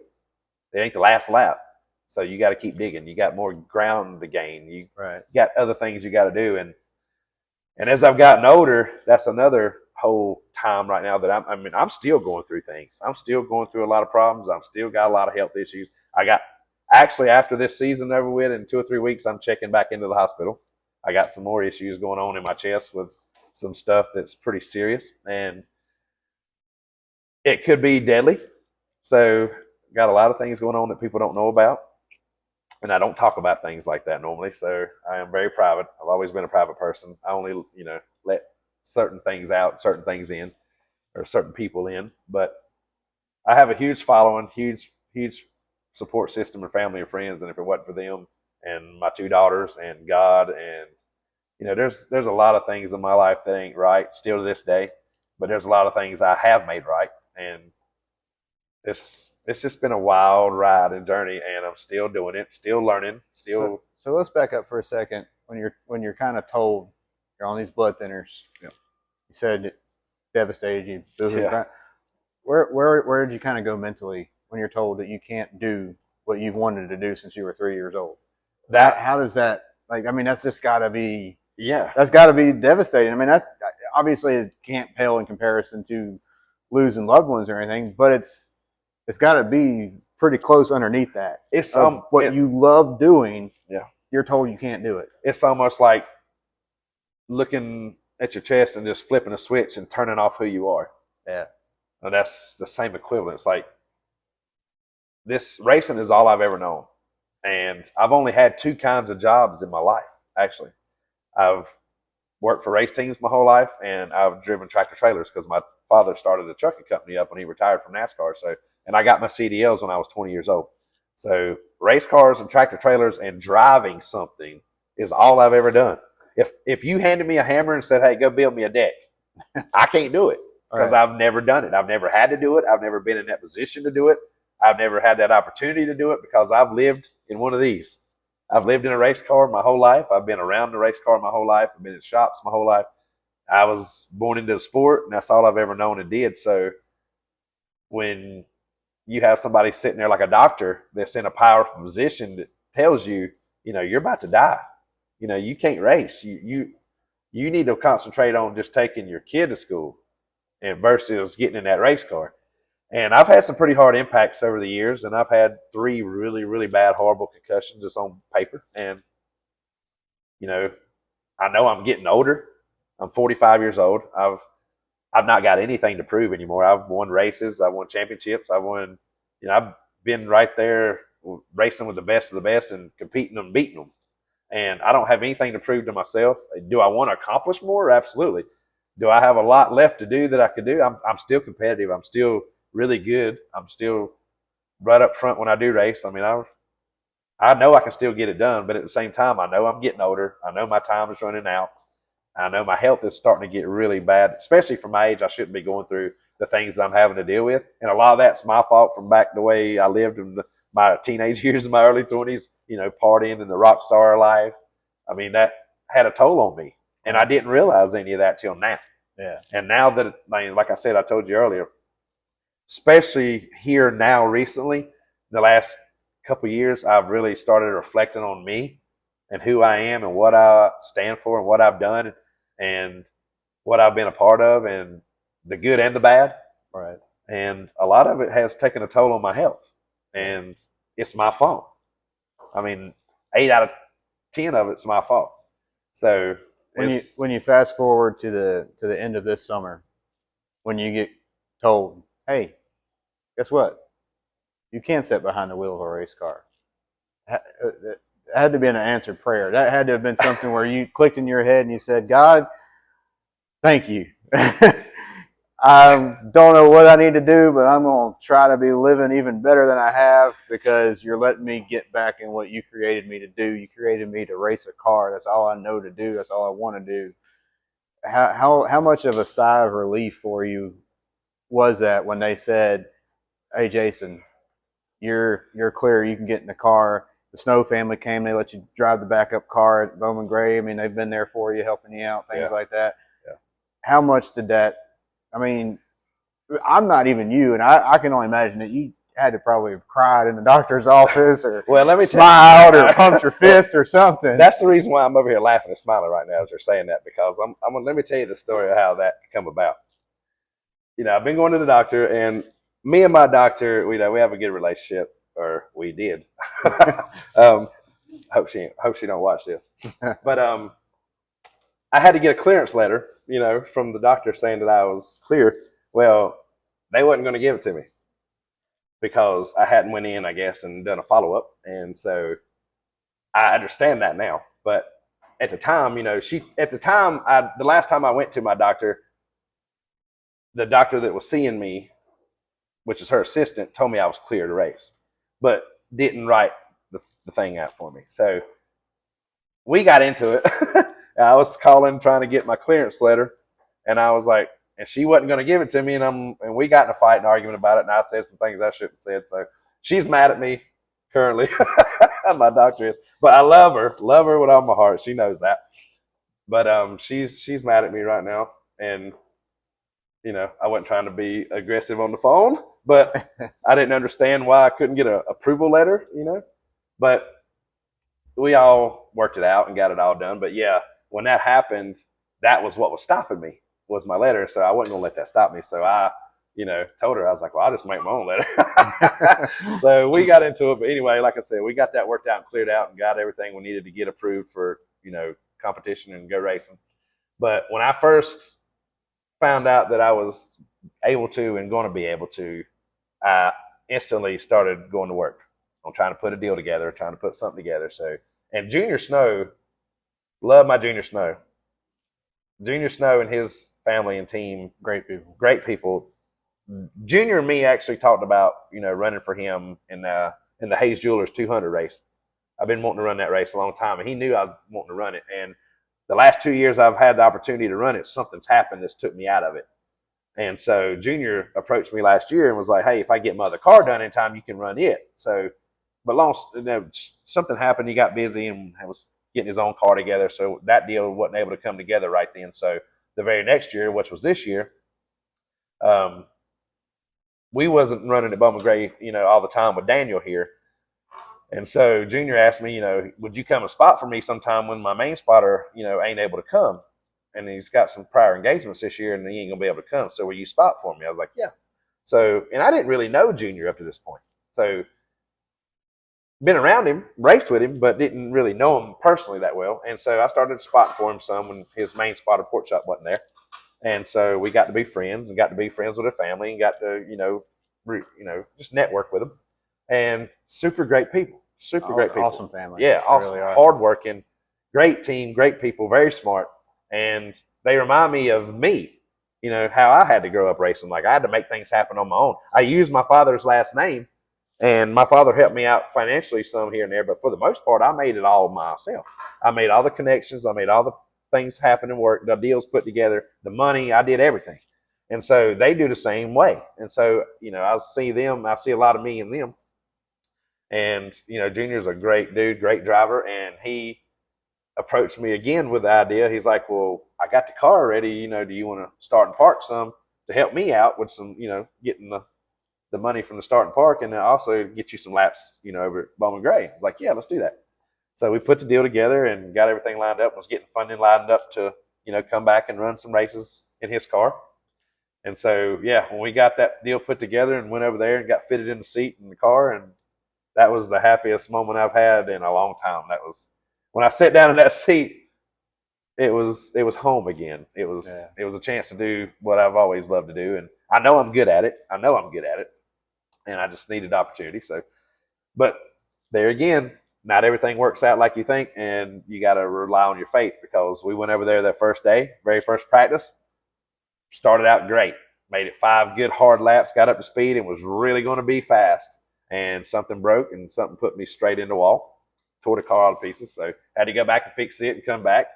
But that's a racer's mentality and story of their life. At some point or another, it's you get knocked down, but you come right back. Just Yeah. like in a race, you get knocked out, you get knocked down to 5th, 6th place, you're gonna try to come back. Right. And it's the same way in life, and it's that way for me, and it's always been that way for me. But when I found out I was going to get the chance to go back racing, like I said, it's in the back of my mind always that I'm getting older. My reflexes are going to start, getting less sharp, and I'm not the kind of guy that's going to go out there and race till I'm 60 just to say I'm out there racing and having fun. I'm a racer. I come from a winning family. I come from a winning heritage. I don't race to just ride around and say I'm racing. I race to win. I want to go to be competitive. And once that stops happening and I feel like I'm not as competitive and not in the best shape and not able to do it physically and, health wise, that's when I'm just going to have to retire from driving and just be like I'm doing, on the side and do help with the teams like I'm doing now. I've been doing some driver coaching with some of these kids, real proud of that. One of the guys I coached, he's 14. He just won a championship last year in late model. So, I got that going on. I'm always going to be involved in sport. I'm always going to be there because my name and my heritage with my family has always been linked to NASCAR and always been a part of it with the Petties and the Skinners. Grew up with the Skinners. I mean, I've got a lot of heritage in this sport, and I'll always be there. But driving is what I've always wanted to do. That's always what I've concentrated on and what I've lived, and that's who I am. That's who I stand for. That's my family. That's my family history, and racing is the only thing I've ever done right, I guess, as you could say. From that standpoint, like you said, of kind of still driving because you still have that itch and that desire to drive, but also looking towards the future, what's some things that you try to instill into the younger drivers that you kind of help reach out to and coach? What are some things you try to teach? Obviously, you probably try to tell them, stay away from the Squirrels, the lizards and the other things or whatever that are out there on the track. For those of you that don't know the lingo, that means the ladies that are always just trying to get the guys in trouble. That's what the lizard term refers to. Yeah.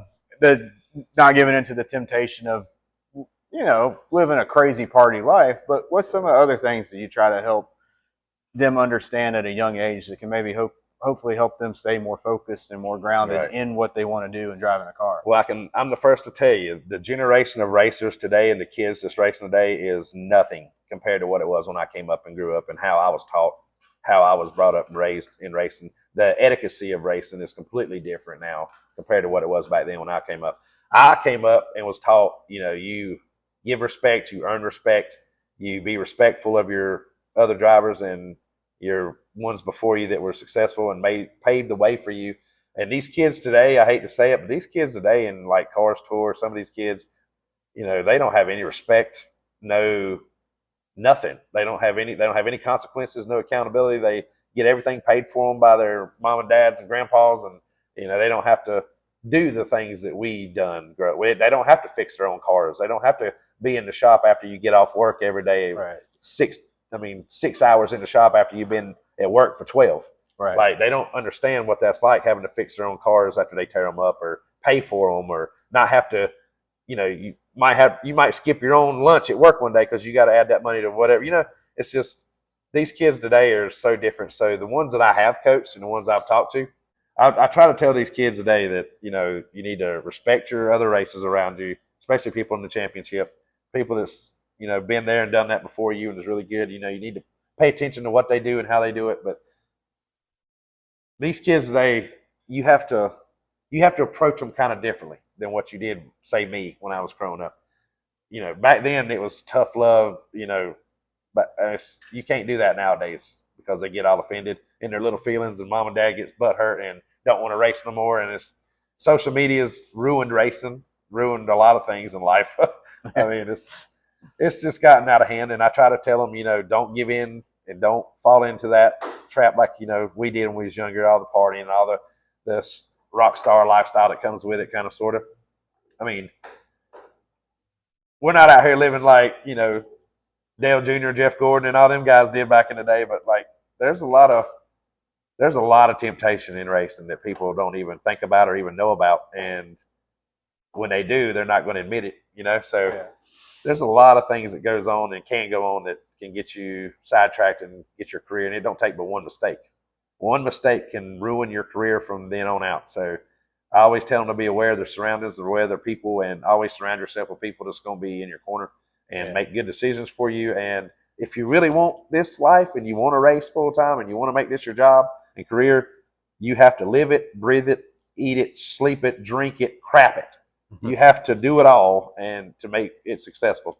And I just try my best to keep their head in the right place and let them know that they're cared about and loved, and they can come to me and talk to me anytime about any kind of problems they've had. And I've actually had them do that. So I enjoy coaching the kids and, trying to make them learn and from the experiences that I went through and the things that I know not to do. I can teach them a lot better on what not to do than what to do. Right. And so I'm always going to be involved in the sport, but man, ain't nothing like sitting in that seat. And that's what I've always did. And that's who I am. That's who my name is. That's who my legacy is going to be. Hopefully that's when people remember me, that's what I want them to remember me as, is a really good person, a good race car driver.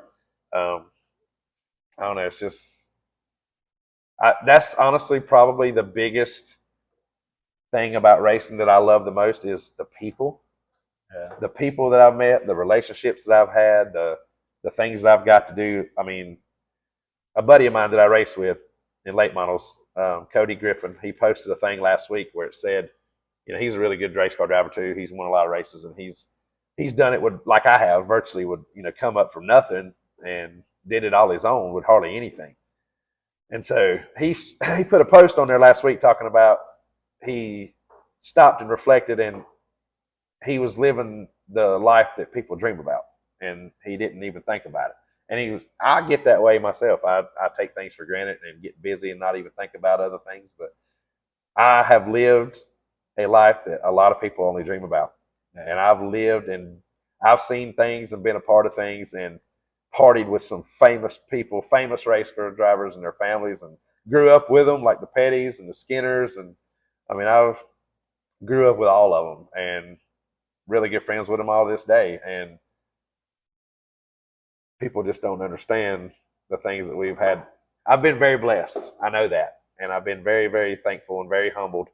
And I've done a lot of things, been a part of a lot of things, won a lot of races, won some big races, and been on some teams and won some big races. I mean, people just dream about being on pit road and doing the things we've got to do over that long. And to do it that long the way I've done it, I've been lucky, because a lot of people come into sport and then they're gone several years. I've been lucky and lived it my whole entire life. And I think the buck stops with me because my daughters are not interested in it. So I think the racing will stop with me. But I'm getting older now, and I want to end on a positive note. I want to go out competitive. I want to still win races and be known for that. But there was a time in my life, and up until recently, like, I didn't think that gate on that racetrack could open without me being there. But now, as I'm getting older and my kids are getting older, and my daughter's in college now, and I miss my little daughter. I don't get to see her much, and because a lot of things that I was talking about from the past. So, both of them are getting older now, and I'm starting to realize and think about other things besides racing. And I never thought that would happen. You know what I mean? I never ever thought that I would not think about racing, but I'm getting older and I'm sitting there thinking, like, there's other things to life than just that racetrack. Yeah. There's other things in life that I want to do. There's other things in life I want to accomplish, and other places I want to go see. And I've lived my whole life at a racetrack every weekend since I was born, just about. I don't take vacations like normal people do. I get my vacations in the wintertime and maybe one in the summer if I'm lucky. I think I went on one in like 5 years. And I finally got to go on vacation this year for the first time in years and years. So I'm finding out and realizing that there's more to life than just racing. And that's what I got to transition into eventually. And I'm learning how to do that. I've not accepted that. Right. And I don't know how, if I can or will.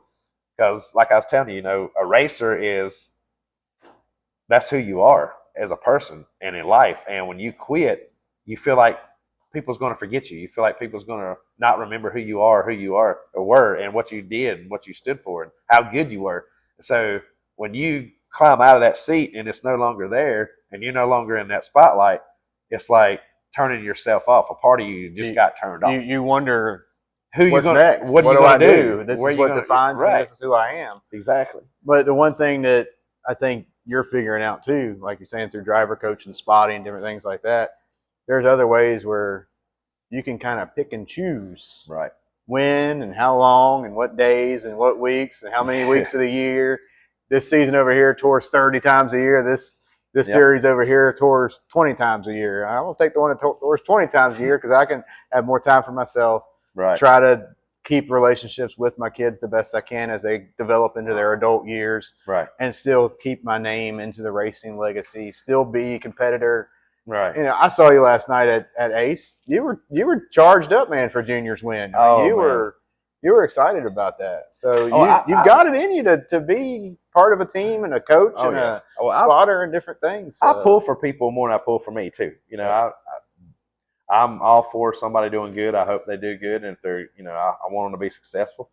And Junior and his team is great people. Love them with all my heart. So blessed to be a part of their team, and you know, get to drive some races for him this coming year at Bowman Gray, and you know, got to run with him at Bowman Gray this past year. You know, doing the testing that we did. So, I mean, I was so pumped last night. Junior, nobody knows, or not many people knows how hard Junior and his family and his dad and that whole team work. And Junior don't have the budget that a lot of these guys have, and he's out there running and beating them, and it's all off of sheer determination and will and hard work and work ethic. And you know, he has his own business. He puts 95% of his income into that race car. I mean, he puts it in financially, mentally, spiritually, work wise. I mean, they do it all. And when you see people like them do what they did last night against the best of the best, and you get to be a part of that, I mean, that's history. That's special. And he didn't luck into that. He didn't fall into that. He earned it last night, and he drove his way up there and ran with the best of the best. And Junior Snow is a driver. He's a wheelman and super good guy, super good friend, good teammate, and he's super smart in them race cars. And he's just now figuring that new car out. And when he finally does get it all figured out, we're going to be in victory lane a lot more times. I can tell you that. Definitely. Yeah. So what's some things, I mean, part of the idea of having you join us on this so you could tell your story, where you were at, what you did, where you've come from, where you're at now. But it's also to hopefully inspire those that watch this, that hear this, that maybe they've gone through something similar to what you've gone through, where you've just been beat down. It feels like time after time after time after time. Yes. Other than just sharing your story like you have tonight about just continuing on, what are some things that you would say to somebody that might be watching this of how do you keep going when it feels like the world is against you, when it feels like everything, and even including God, you feel like because of the hurt or the pain that you're going through, you may even feel like God's against you. When we know when we know he's not, he never is. But there's times, I mean, I felt it in my life, not nearly as much as you have, but I felt it in my life. What's something that you would tell somebody if they were either sitting here right here with us or is watching this? How do you keep going? What do you do? How do you do it? Well, first off, you got to remember your faith. Do you have it or not? And I hope you do. And you got to remember, you know, your situation, what you want out of life. But I have been to that level more times than I could ever want to count, of being at the rock bottom. And, you know, I still get there to this day.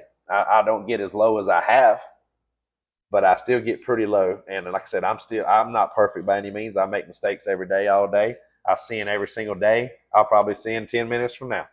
I mean, it's just, I'm not perfect, and I ask for forgiveness every day, and I pray to the Lord every day to forgive me.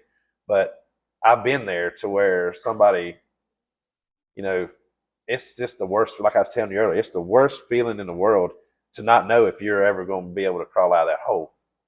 And until you've been in it, you can't describe it. So people that's on that level right now, I would tell them, you know, you listen to Caleb. That helped me a lot. Caleb got me through a lot of days listening to their songs. And a lot of people look at me like, this guy looks like he'd be pretty rough, but I'm actually a teddy bear. And so I've listened to Caleb, listened to their songs, and listened to the words of the songs and how they say it, and a lot of those songs and a lot of the K-Love got me through a lot of hard days. Just listening to the words of those songs and getting the message that they're saying and resonating it with my situation. Like, you have to rely on that and your faith, and you have to remember to hold on for just one more day. There's a song that they come out, it was a beautiful song that this girl come out with in the 80s. It was called Just Hold On for One More Day. And that has never been more truer. If you can just hold on to the next day, hopefully it'll be better. And I knew I had kids. I knew I had to go on. I knew I couldn't fail her. I knew I had to be there for her. And I put her over me and my selfishness. And anybody that's on that level, that's in the rock bottom and don't know if they're going to make it out that next day, you have to just go on. You have to rely on your inner grit, your inner Rocky. And you got to remember, what is it Mickey said? He says, "Get up, you son of a," because Right. Mickey loves you. That's helped me more than you'll ever know, that little saying. Matter of fact, I have it on my phone, and when I get down and get real low, I'll play it on repeat, and it'll say, "Get up, you son of a," because Mickey loves you, which means don't get down and don't lay down and quit. And I've always been taught, you might see me struggle, you'll see me fail, you'll see me make the biggest mistakes, and you'll see people laugh at me, but you'll never see me quit. Yeah. And I'll always come back. And another thing that helped me out too during that time, and I've never actually told this story and never even told the person I'm going to talk about. But I don't know if you know the guy who used to be a big time racer who got hurt and almost killed, Shane Mill. Mm-hmm. Shane Mill's a very good friend of mine. His family's good friends of mine. My dad grew up with his dad racing. His dad, went on to be a famous crew chief. And I grew up with Shane and Tyler and all the Mills. And, Shane got in that really bad wreck in 2010 and he about killed him. He's paralyzed from the chest down. But that boy never let it slow him down. And if you go back and look at Shane Mill's story, you'll see that boy faced tragedy just like I did. He faced adversity and, he lost his whole career, paralyzed from the chest down, wasn't able to race anymore. But that boy never let it get him down. Now he struggled mentally at home like everybody else does and would, but he got up every day, still gets up every day, and he never let it slow him down. He runs 150 mile an hour in that wheelchair like he did in life before he was in it. And seeing him and his story and watching him, because I was around Shane, grew up around Shane, lived his story with him, seen it just like the world did, and still great friends with Shane and Tyler and Steve and Lisa and their whole family to this day. But his story of watching him, learn to live with that and come back from that and still go strong the way he does. He gets on a jet and flies to all these races, still owns a race team, still sells race parts. I mean, you don't slow Shane Mill down. Yeah. And he never quit. And he has always had that attitude. Even when he raced, he would run over you for running 10th. I mean, he never quit. And he's always been that way. And that stuck with me watching Shane go out, through his life and the way he does things. And he was a big inspiration to me. I've never told him that. Never told Steve, never told Lisa, his mom, never told Shane or Tyler, his brother, never told him that.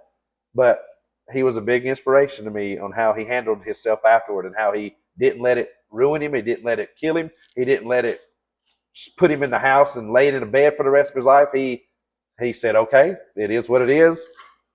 Got to do what I got to do, and I'm going to get up and I'm going to still go and live life. And he's done that, and it helped me realize that no matter how bad it is and how bad it got, you have to keep going. You got to keep pushing on.